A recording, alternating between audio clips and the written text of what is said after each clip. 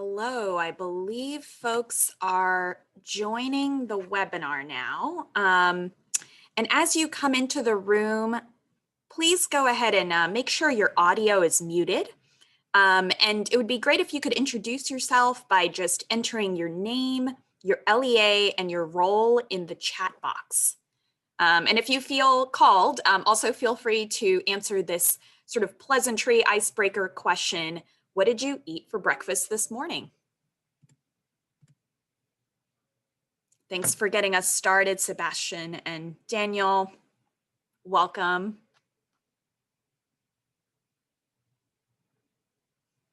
Awesome. Looks like we've got Brownsville, Vanguard in the house, La Jolla, Dickinson. Awesome. Welcome.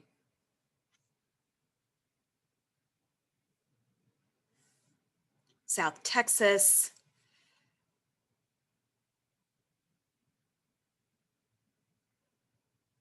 Good morning. And I know more folks might have joined since I just made this little introduction. If you're just joining us, feel free to enter your name, your LEA, and your role in the chat box. And thanks to a few of you for getting us started with that pleasantry question. What did you eat for breakfast this morning? I think I saw some Starbucks. I saw some fruit. Burritos. Okay, that sounds a lot heartier and much more satisfying than maybe I'm seeing just some coffee and water too. So a few of us might have joined a little hungry. Starbucks chai tea, nice. Welcome to the room. All right, Kashi cereal. Oatmeal, all right.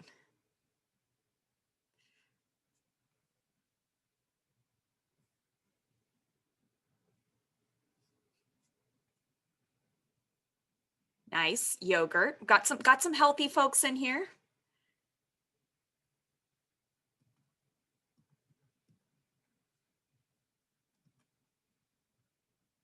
Awesome. Well, excited to see just how many folks we've got from all over the state, from a bunch of different districts joining us this morning. Thank you all for joining. I'll just leave it open to folks to keep introducing themselves here in the chat. Again, if you're just joining us in the room, feel free to hop into the chat box with your name, your LEA, and your role. And if you want to, feel free to share what you ate for breakfast this morning. Meanwhile, I'm going to go ahead and get us started here. So my name is Megha Kansra. I'm the Director of Resilient Schools Strategy at the TEA. My role really fully focuses on supporting districts this school year with remote and hybrid learning, particularly within the Resilient Schools Support Program, where we're supporting over 50 districts in continuously improving their remote and hybrid learning approach. I'm joined here by my teammate, Teresa Spiewak, a district support specialist. And just a few logistical notes before we dive in. As we keep going today in this webinar, do feel free to enter any questions or reactions you're having to the content we're sharing. I'll also be pausing at multiple different points just to gauge your reactions and take several of your questions. And also, please know that we will go ahead and share either a recording or the slides afterwards so that you've got the material from this conversation.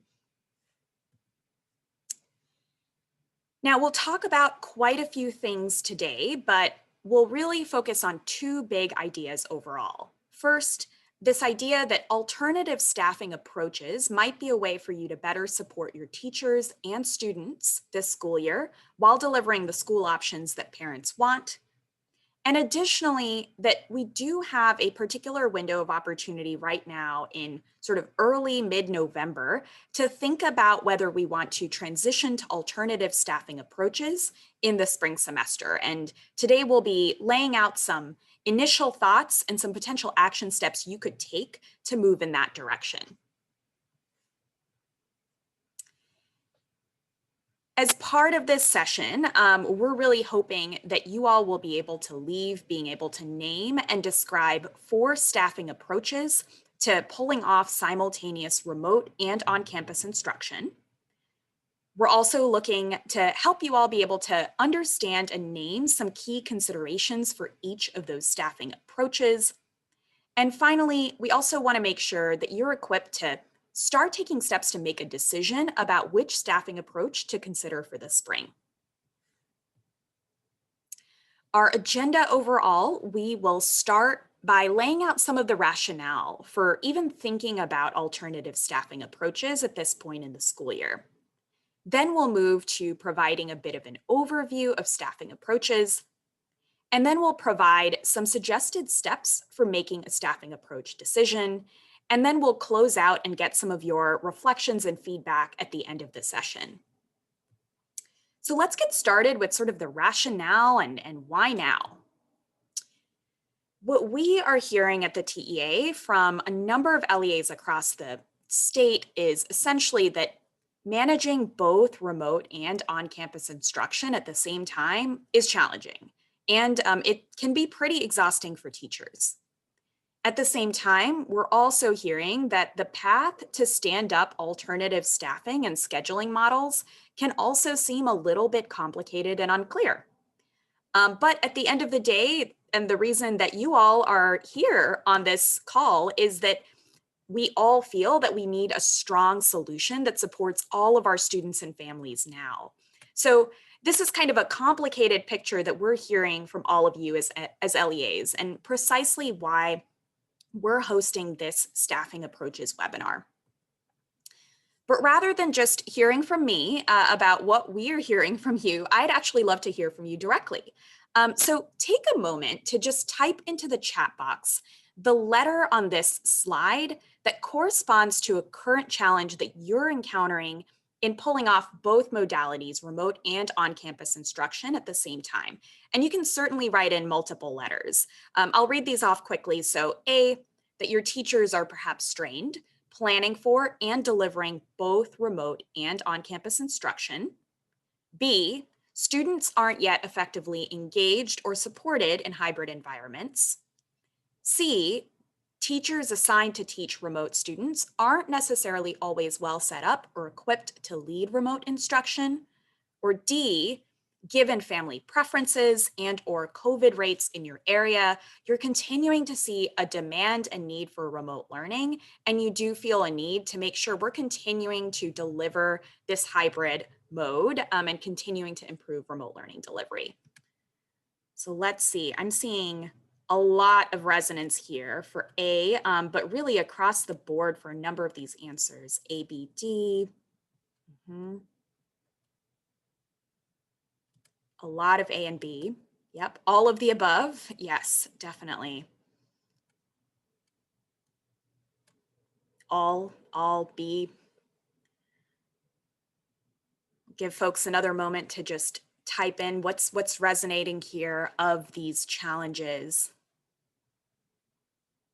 Really helpful. And I hope as you all are kind of seeing these answers flow in the chat here, you know, I hope you also get the feeling that you are not alone. A lot of districts across Texas are encountering this particular challenge right now. I think we are seeing just a ton of resonance around this challenge of teachers feeling strained around, you know, I think everything across the board here. And I think this really encapsulates the why for potentially considering alternative staffing approaches, that we are in a situation where we are really trying to pull off two modalities with quality, and we are seeing some strain on teachers' parts. So really, that's why we're here. We want to suggest some alternative ideas, some alternative considerations that might relieve our teachers. I'll just pause here for a moment and check in with my teammate Teresa in case anything came up in the chat so far that might need to be voiced over. No questions so far, but definitely looks like A, B, and D are resonating across LEAs. Great. And finally, just to round out the rationale, you might also be wondering why now? And this is a particularly crucial window to consider a shift because we've got about 4 to 5 weeks left in this semester where we can go ahead and set the stage for stronger staffing approaches in the spring semester that better meet our staff, student, and family needs. So I think the other piece of this is that we've all been kind of watching the situation since March and following the ups and downs of COVID rates. And we've seen that many of our counties are experiencing a rise in COVID again. So I think there is also just this reality for many of us, wherever we are in Texas, that the need for hybrid instruction is continuing, and it is helpful to consider potential alternatives in terms of staffing to really manage this need effectively. And with that, we're ready to dive into an overview of some alternative staffing approaches. Before jumping into these approaches, I just want to offer a quick word on equity. So, we've often heard districts feel that in order to be equitable, instruction needs to look exactly the same for students in remote and on campus environments. But we want to offer a little bit of a different concept around equity across remote and on campus instruction here, which is that every student has access to effective instruction that is differentiated to their needs while maintaining at grade level rigor, whether it's remote or on campus. And this means that instruction doesn't have to be delivered identically in these two modalities. And so we do just want to stress that because we think this can, sometimes become a place where teachers, school leaders, campus, district leaders feel strongly that, gosh, if a teacher is delivering instruction, the students in the classroom need to receive it in exactly the same way as students who are receiving it remotely. And we just want to recognize that it really might look quite different. With that framing in mind, I wanted to offer 4 potential models to manage remote and on-campus learning at the same time. So these models really come from having spoken to LEAs across Texas, and hearing about the different approaches folks are saying. Now, on the far left, the first model depicted here is a concurrent model where teachers deliver remote and on-campus instruction in the same class period simultaneously. This is likely a model that many of you are using right now in your districts. A second model to consider is a split scheduling model where teachers deliver remote and on-campus instruction, but in separate class periods throughout the day. So in this model, while teachers may still need to plan to teach in both modalities, their job complexity is reduced somewhat by the separation of remote and on-campus delivery happening in different class periods. A third model to consider is split staffing, where teachers are assigned to teach either remote or on-campus instruction, but not both. Now, this model could significantly reduce complexity for teachers, since teachers only have to specialize in delivering instruction in one modality. And a final model to consider is a virtual academy approach, where all remote learners in a district attend a single virtual academy, while other students attend schools on campus. This model allows for cross-district kind of pooling and allocation of remote learners and teachers, so it provides a bit more flexibility across the district, and it also enables the district to provide central supports to all of the teachers that are teaching virtually under kind of the roof of one virtual academy. One thing to consider across these different models is where exactly the lift lands in your system. So on this farther left end, on the concurrent end, teachers and to some degree principals at campuses are more likely to be the ones that are bearing the lift of really managing the complexity of remote and on-campus instruction because they're juggling both modalities at the same time. Toward the right, when we're thinking about the central systems and structures that need to be stood up to make split staffing happen or to make a virtual academy happen, more lift is required from central team members. So particularly for those of you who might have selected answer A and are worried about teacher burnout in this moment, you might consider where on this spectrum you land and what model might be best to relieve individual teachers. So just something to consider as we dive into each of these models. So we definitely feel that the best way to bring a few of these approaches to life is to share some real district examples. So I want to start with the example of Crowley ISD. And Crowley ISD is a district of about 16,000 students. And Crowley really took a campus by campus approach of going to their school communities, their teachers, their parents, and gathering input to decide which modality would work best at each of their campuses. And where they landed was really with a lot of campuses choosing the concurrent mode and at least one campus choosing a split scheduling mode. And the rationale here was one, that teachers actually had a preference to be able to teach both modalities.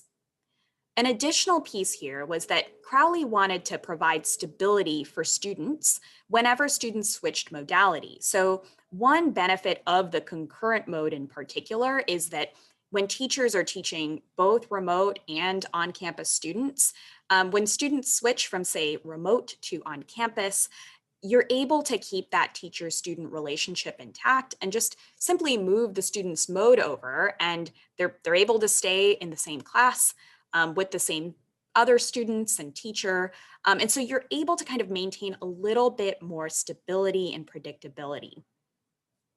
Additionally, Crowley was really seeing that there was a frequent sort of pattern of parent preference switching right at the beginning of the school year in terms of modalities.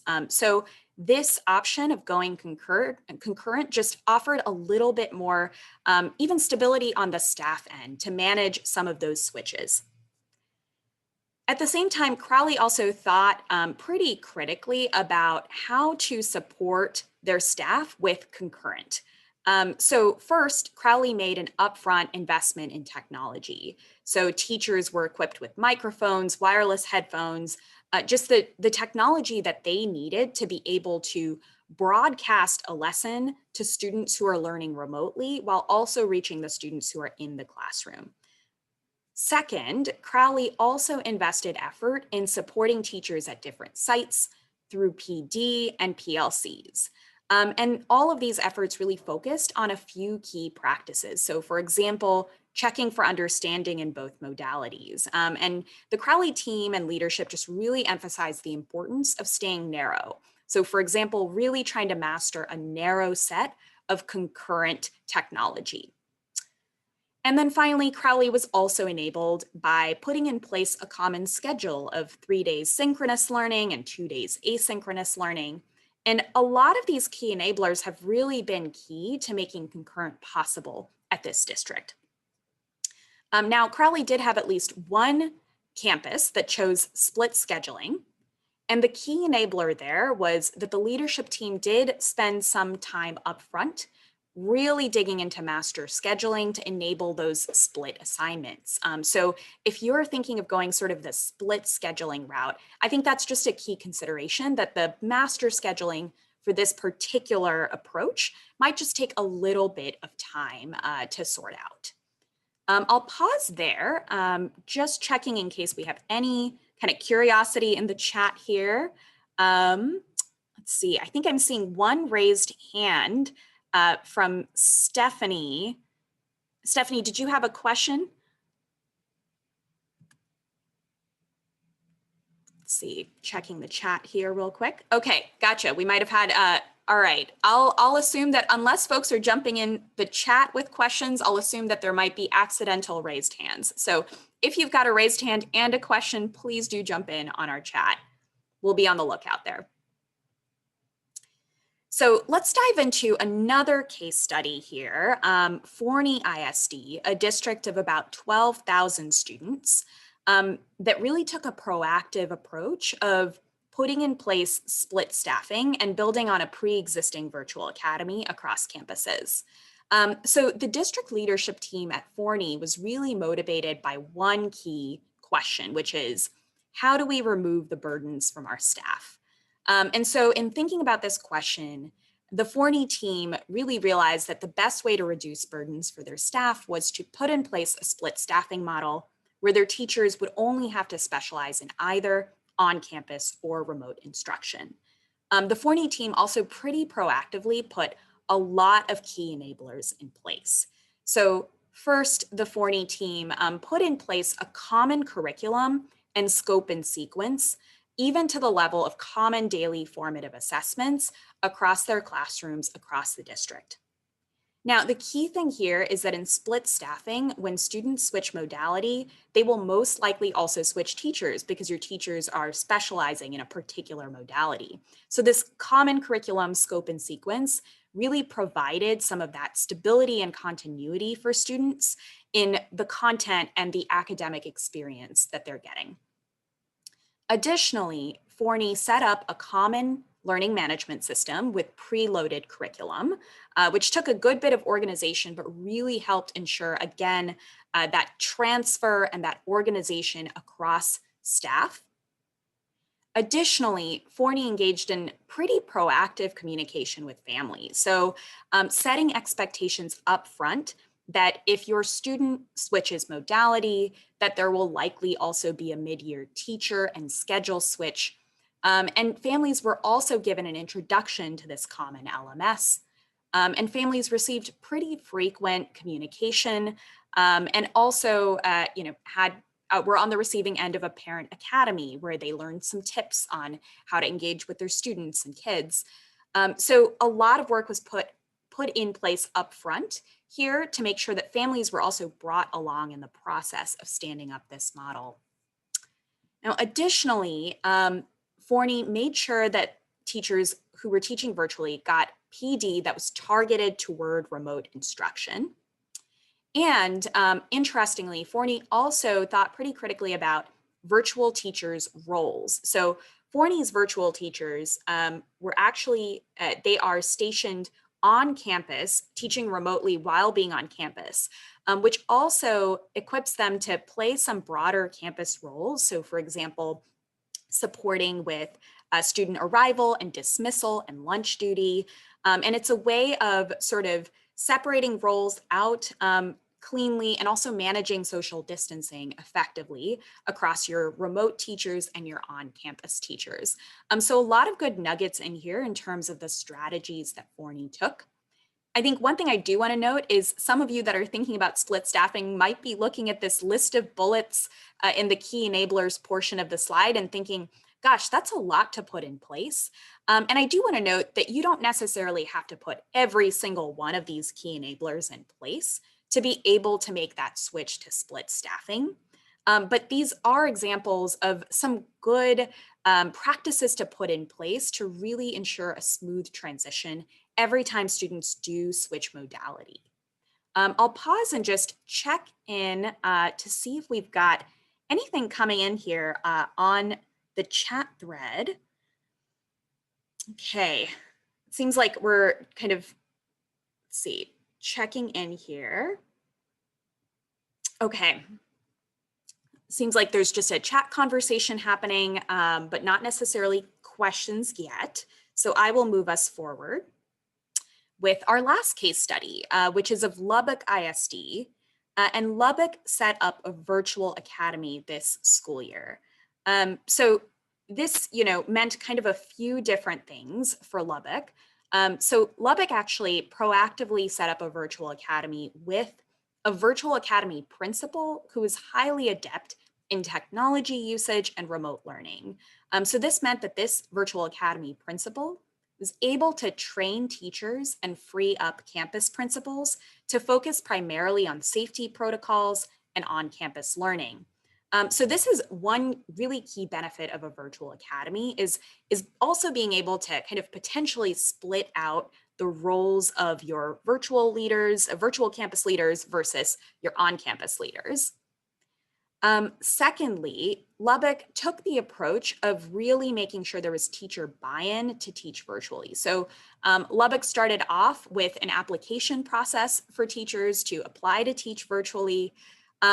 And just as a note, and I think an interesting lesson learned, Lubbock also saw that in that first batch of applications, there weren't quite enough teachers who wanted to teach virtually. So the Lubbock team actually had to go back and, as Dr. Rollo, the superintendent at Lubbock, says, voluntel a few folks to, come and teach virtually and make a special request.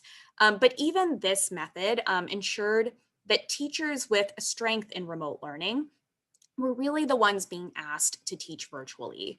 And I think that's really a key thing here, because right now, quite a few of us are in a situation where we might have teachers who, want more support to be able to teach remote learning effectively.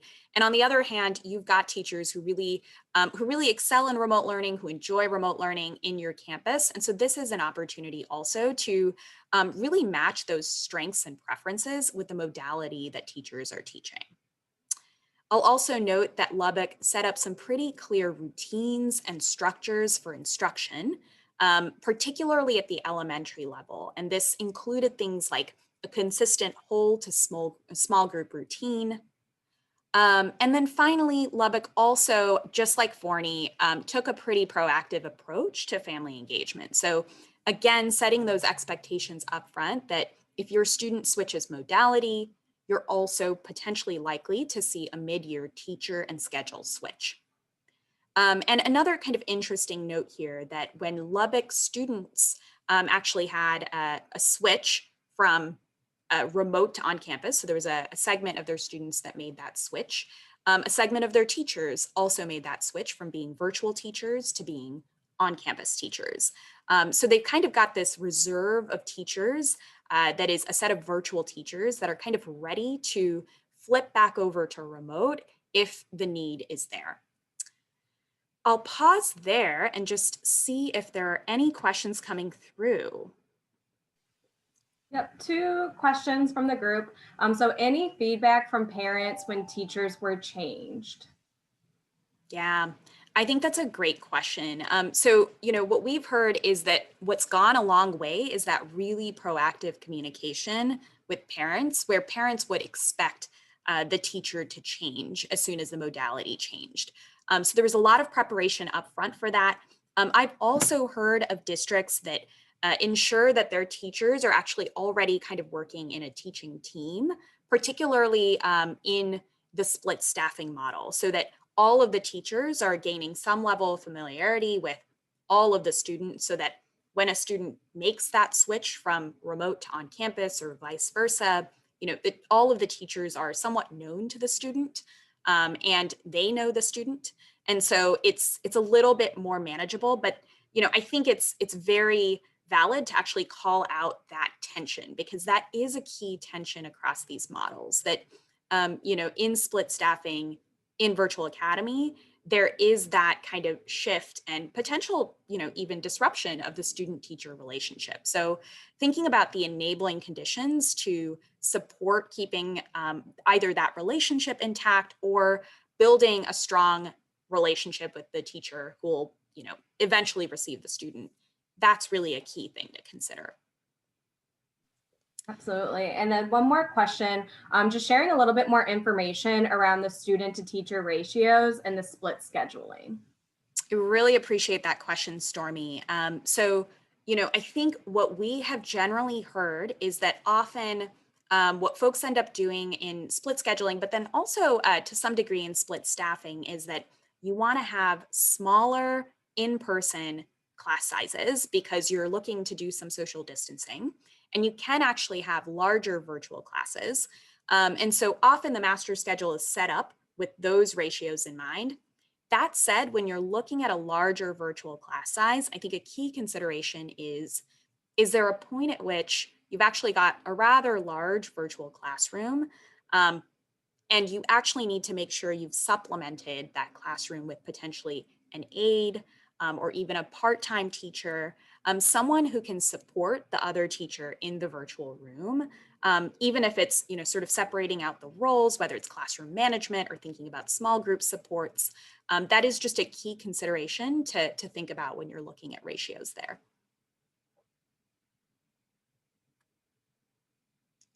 All right. Okay, I will move us forward then. Love these questions. I think these are exactly the questions we should be thinking about as we're considering these different models. which is the perfect segue to this next page. So as you've probably gathered through those different case studies, any of the models that we've mentioned so far could work well. And it really comes down to how deeply you've considered some of the key questions and tensions in the given model.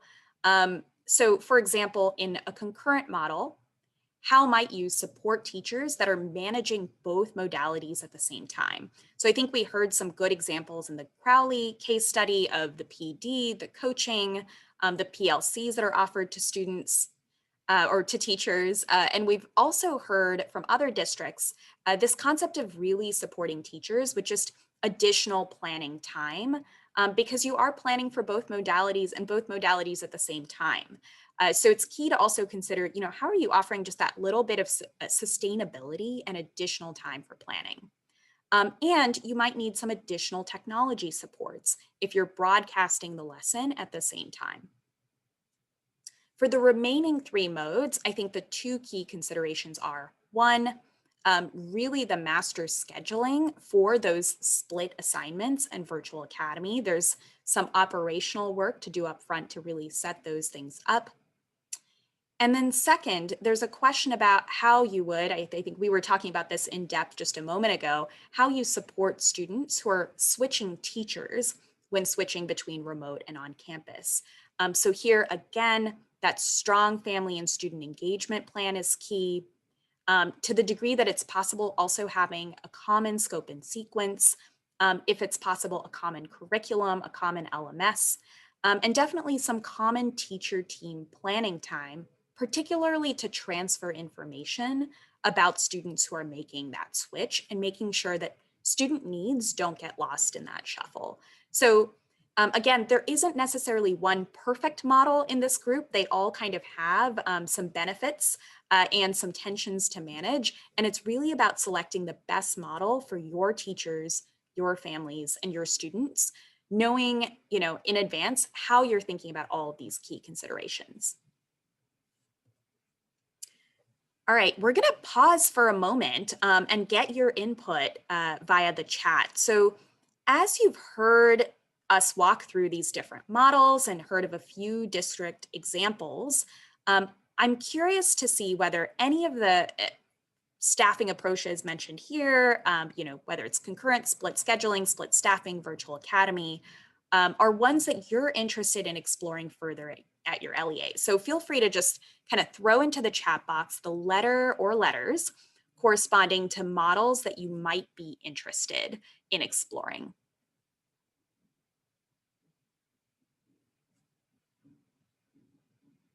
All right. And just a note, you might want to hit the to all panelists and attendees chat button. I'm noticing that Teresa and I are getting to see a bunch of chat messages, but everybody might not be seeing your chat messages. So great. All right.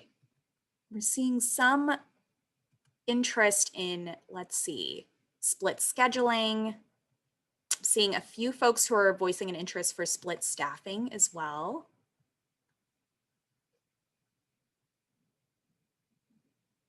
More interest in split scheduling, again, split staffing, a couple of folks interested in a virtual academy. Doing A, but looking at B and C.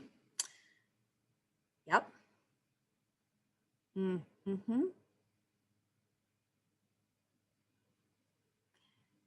Yeah, great question there from Kevin. Do we have other district names who have worked on exclusively split staffing? So I will note Victoria ISD is another district that has been doing split staffing at the elementary level.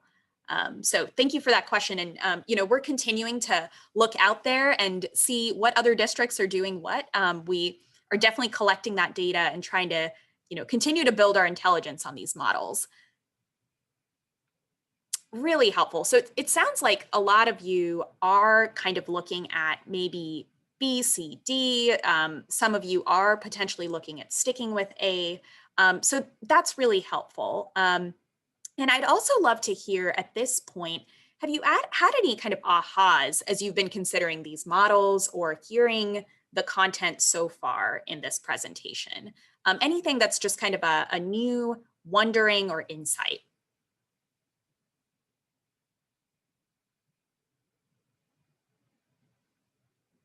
Thank you for that, Janet. We'll add Carol to our list. Feel free to chat in kind of any ahas that you're having at this moment. And again, if you hit the all panelists and attendees option when you're chatting, everyone will be able to see kind of any reflections or ahas you're having in this moment.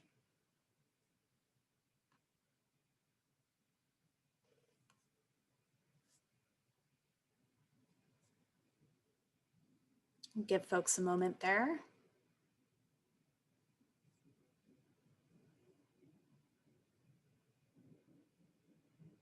Not all at once, y'all.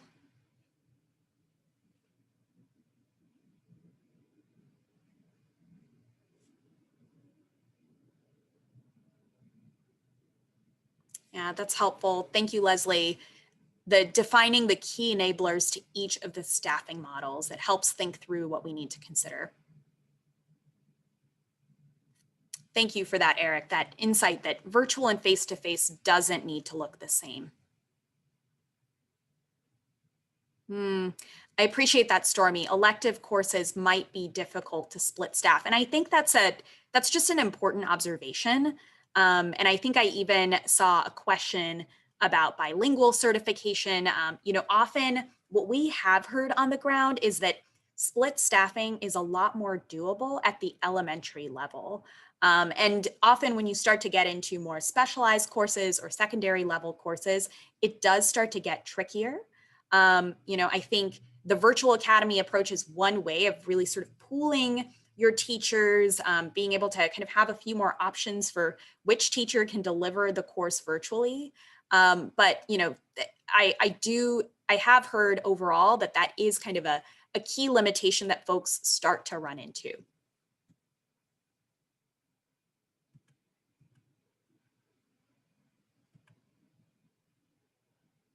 Yeah, what would be a good place to start with which courses to offer? I will just say, I think that's something that we could think about kind of providing y'all a little bit of a list on. I think what we've heard by and large, elementary level math and English feel sometimes like some of the most straightforward places to start with split staffing in particular. And we can certainly follow up. This is kind of the first in a series of webinars, so we're happy to follow up with a little bit more detail on, how to think about different courses here. And I like your question here, Melinda. Were these options developed with input from teachers? So I think importantly, a lot of the districts that we've featured here took pains to really gather a lot of teacher input. And even Victoria ISD, who we don't have a specific case study about here, they made sure to get actually a lot of teacher input, which is a big part of why they landed on split staffing, that teachers at that elementary level did want to be able to specialize in one mode or the other. So really appreciate that question, and just kind of want to double click that is a very, very important piece of the puzzle, is really making sure that your staff is on board and that they've got voice here. I think just like Dr. Hinojosa is saying here in the chat, that teacher and school leader input and buy-in is so key. So ensuring that all of that is in place, no matter what plan you're kind of putting in place.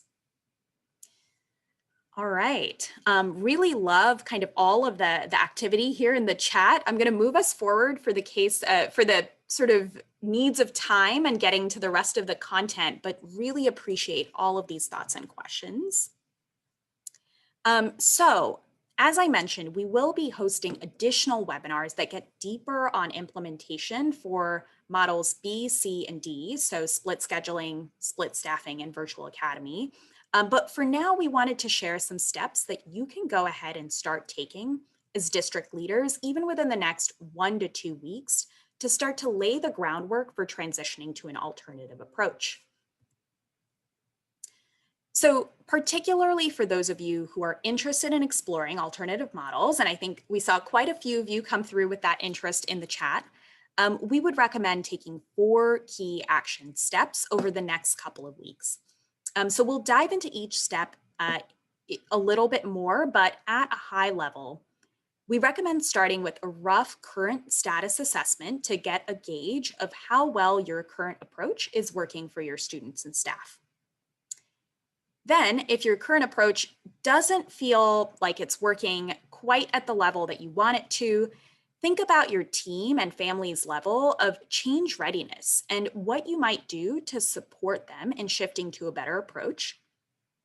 Then, based on your understanding coming out of these kind of first two steps, make a staffing solution selection that best meets your needs. And then finally, start to set the stage for implementation by teeing up some of those key enabling conditions for your chosen staffing approach, some of which you heard about in those district examples. So diving into this first step of assessing current status, this doesn't have to take a ton of time, and some of you might be ready to knock this out in, one meeting or one conversation because you're always looking at this data. But it is key to ask yourself, in your current model, how are your students faring? Take a look at your student engagement data, your student achievement data, and any surveys you might have from students. How are your teachers faring? So again, looking at teacher surveys, potentially convening a teacher focus group if you're not quite sure, making sure you're also pulling some information from your instructional leadership teams in terms of the coaching support your teachers have needed over time. Think about also your teacher retention rate and burnout, some of those factors as well. And then also ask yourself whether parents are satisfied with the current approach. So you might have some parent surveys to tap into here, or you might be able to kind of quickly focus group a couple of parents. So just really getting a good sense of whether your current staffing approach is working. Then, if you're in a place where you say, actually, our current approach isn't quite there yet, and we do want to explore something different, it's also good to kind of pause and consider how you would manage family and student communication about potential mid-year teacher switches. So consider, how families might respond. You might, reach out to a few families that might be open to considering the possibility, talk through what the process would look like and what families might need. And additionally, thinking on the teacher end, how do you support teachers as well through that potential mid-year student assignment switch? How might teachers respond to those switches as well? So if you're, hearing in this stage of the process that there is going to be some tension in the change, that doesn't necessarily mean that you don't make the switch, but it is about really figuring out how to support all of your school community in making the switch, and making sure you're really thinking about their input throughout the process. And then step 3 is really selecting your staffing solution. And there isn't necessarily a perfect science here, but there are a few kind of key considerations again. So for some of you, you might be in a concurrent mode, and you might be in a place where your teachers are finding it unsustainable to manage both remote and on-campus instruction. So for those of you in that category, you might consider split staffing or virtual academy to really help your teachers specialize in one mode. Second, some of you might find looking across your campuses at your districts that there is a huge amount of variation in terms of the percentage of students who are remote on a given campus. You might find that your teacher capacity to deliver remote learning really differs across campuses. And so you might actually particularly benefit from that virtual academy approach where you're pooling staff and remote learners across the campuses. Third, you might be in a place where your LEA is encountering a shortage of teachers, particularly in some hard to staff subject areas. And so it's becoming particularly hard to deliver on remote instruction for students who've opted for remote or maybe even on campus. And in this case, you might consider the virtual academy approach. Again, that kind of pooling across the district might help you find that teacher who can support students across the district. And then finally, if you go through those first two steps and you're in a place where you're actually really worried about managing a mid-year shift of teacher and student assignment, in that case, you might really consider sticking to concurrent or Consider split scheduling that maintains those teacher-student assignments. So these are just a few considerations. This is not an exhaustive list. You probably thought of a few more as you were hearing the rest of this presentation, but just a few things to consider there. And then finally, again, we will be diving into implementation of each of these models further in follow-up webinars, but a few things you can do regardless in the next week or two are first, thinking about staff and family engagement. So we do recommend engaging your staff and families about your current model, any intended shifts, and just setting some clear expectations up front for how you're going to manage the change and communicate it over time. Second, it is important to make sure you're putting the key teacher supports in place for any transition. So making sure we're really protecting and kind of holding sacrosanct that teacher teaming and planning time so that if teachers do have to plan a transition and collaborate during the spring, there is the time for teachers to be able to do that. Additionally, we recommend sort of diving deep into what happens at the transition points when a given student switches modality between remote and on campus or vice versa in the model that you've chosen. So we really recommend, deeply mapping out central team, principal, teacher, and family actions that are required before, during, and after switches to and from different modalities in your intended model. So really kind of clearly laying out that protocol and the key actions will help you make sure you're getting ahead of any shifts with training and communication. And then finally, you as a central team will have to put in some effort if you are making that shift. So you might also end up having to or deprioritize a couple of items on your fall agenda if you're looking to make a shift for the spring. In particular, you might want to double down on helping your campuses with master scheduling, family engagement, really setting up the right curricular and PD supports and or technology supports over this kind of next couple of months to support this transition.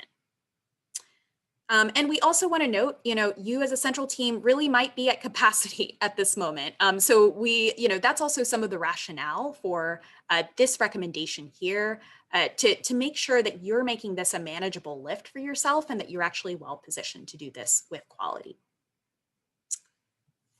All right, I will just pause there to see if we've got any kind of questions coming through on the chat.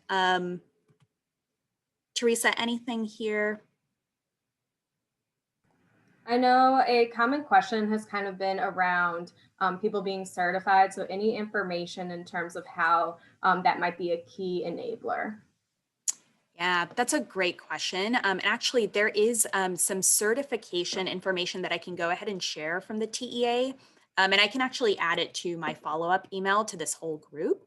And I think that might help answer some questions about where there might be some flexibility in certification requirements. So I will definitely follow up on that question. All right. I will move us into the next page here. So another quick chat reflection. We're curious to see where you are right now in this recommended action flow. Curious if you are in kind of this place of figuring out your current status, whether you're kind of figuring out change readiness or you're somewhere else in this process. So feel free to just add that to the chat here.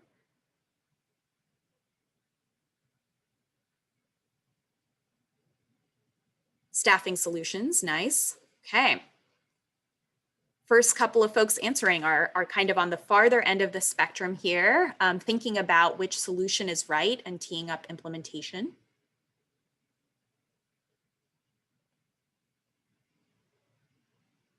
And I'm also curious, yep, I'm seeing a few more folks who say, yeah, I'm in that third step. I've thought about steps 1 and 2. I'm thinking about staffing solutions. That's helpful.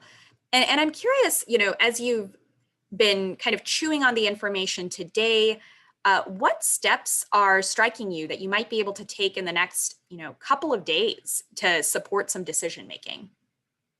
Seeing a note here from Dr. Hinojosa at Spring, we are meeting with groups of teachers and administrators to discuss staffing solutions. Great. That's great. All right, I see that there from Emma. Really at the change readiness check stage, since you're at about 92% remote due to positivity rates. Yep. It's great. I love that idea. District-wide PLC times for teachers at various campuses. Yeah, that's a great, action step if you're looking to create that kind of cross-district change, but also really support teachers in the process.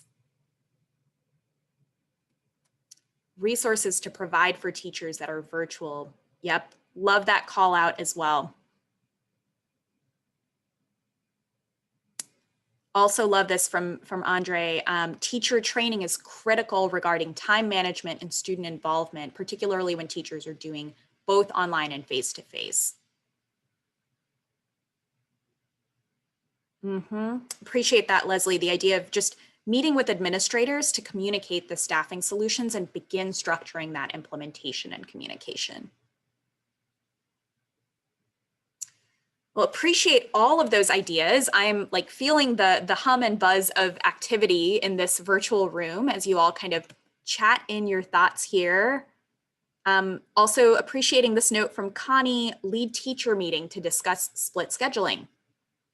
Love that call out to figuring out how to really make sure we're integrating teachers from the start of the process. And I cannot emphasize enough, as we've interviewed districts, I think the ones that have really taken an approach to ground level, making sure teacher input and voice is part of the process, I think those districts have been well set up for the change. Also appreciate this call out to technology considerations. Yep, definitely. We'll want to make sure our teachers are well equipped, especially if you're doing that broadcast option and concurrent.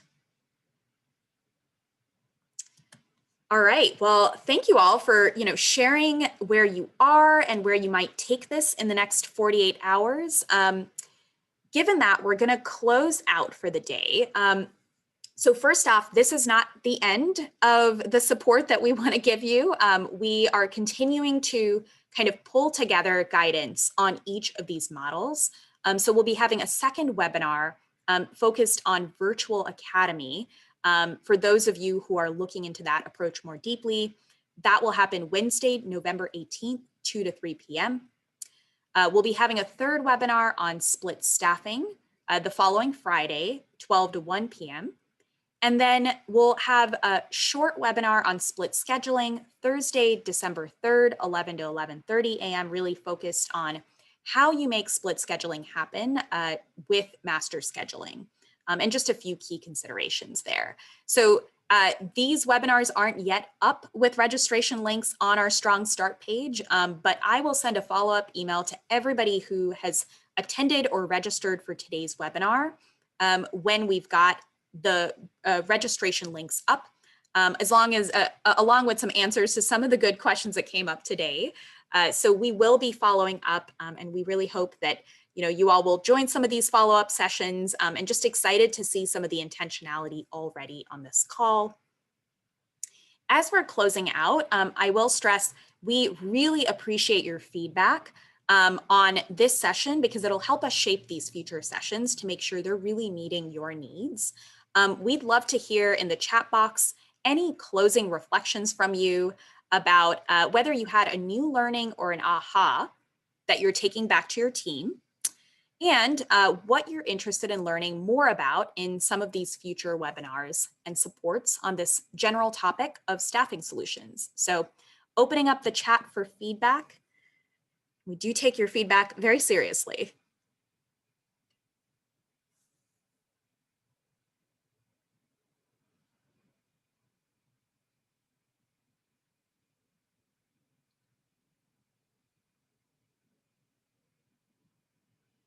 Thanks, Pam and Monica. I think I'm seeing a strong call out for certification and also student-teacher ratio considerations.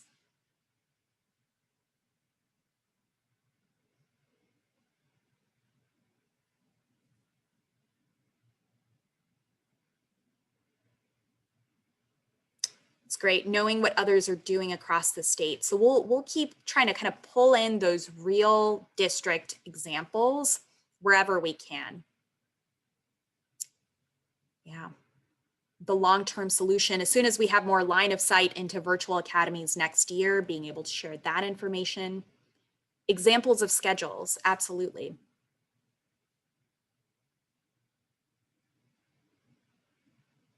More depth in best practices with concurrent learning. Thanks for that, that ask, actually. Really helpful. And we do have some other guidance and support work happening to really provide some best practices on concurrent learning. So we can make sure to kind of share that with this group as well.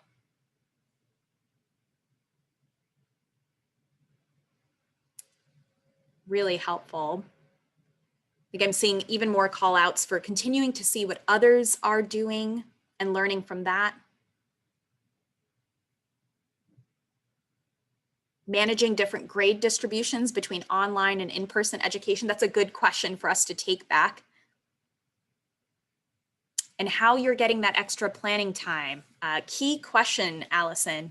We are definitely taking that question back too, and we'll see if we can get back to y'all with a few more kind of clear answers there. Great. Really appreciate all of this input. I think our last ask of you before you leave is if you're actually able to fill out a short survey. Again, just helps us really get all of your feedback in one place. So if you could take a moment before we leave to just fill out that survey, and again, feel free to keep sending in any of your ahas and requests for future webinar supports. Pam, I'm seeing the question here on flexibility with certifications. So I'll actually follow up in my follow-up email after this to this full group. I'm going to include a document that just gives a little bit more guidance there.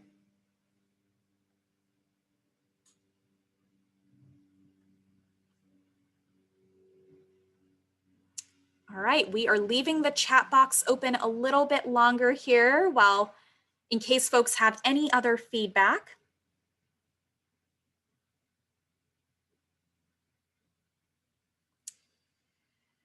All right. Feedback on modes of instruction, what's working, what's not working. All right, glad to hear the information was helpful today. And we should be able to share the recorded session pretty soon as well, Emma. We're anticipating this week.